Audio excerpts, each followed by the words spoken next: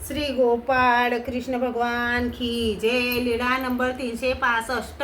उपाध्ये व परस नायकाला रिद्धपुरात जाण्याची अनुमती। एके दिवशी सर्वज्ञ श्री प्रभूची महिमा सांगत होते, तेव्हा परस नायकाला उल्लेख झाला की श्री प्रभूच्या दर्शनाला जावे। मग उपाध्ये आणि परस नायक बाहेर निघाले। तेव्हा परस नायकाने सांगितले, जानो, श्री प्रभूच्या दर्शनाला मी जाईल, तू येतोस?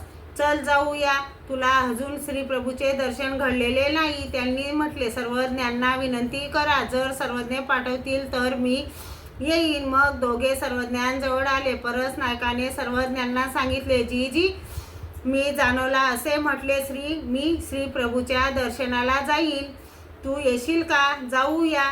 तेव्हा त्याने जानो म्हणाला, सर्वज्ञांना विनंती करा, जर सर्वज्ञ पाठवतील तर मी येईन। यावर सर्वज्ञांनी म्हटले, परमेश्वरपुराला जाणाऱ्यांना आम्ही का बरे मनाई करू?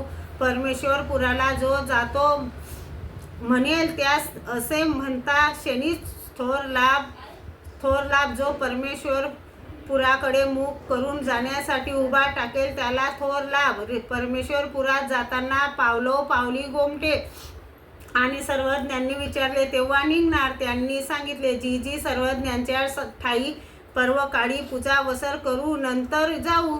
मग त्यांनी सर्वज्ञांचा उत्तम पूजा वसर केला व दोघे विचार करू लागले। परस नायक म्हणायचे, लोणारवरूनच जाऊ, दर्जेच्या तीर्थावर आंघोळ होईल, सारंगधराचे दर्शन होईल, नंतर श्री प्रभूच्या दर्शनाला जाऊ। तेव्हा उपाध्ये म्हणू लागले, सरळ चांगदेवावरून श्री प्रभूच्या दर्शनाला जाऊ। असे विचार करत करत दोघे सर्वज्ञांजवळ आले। सर्वज्ञांनी म्हटले, सोबत्यामध्ये येथेच विषवाद होत आहे।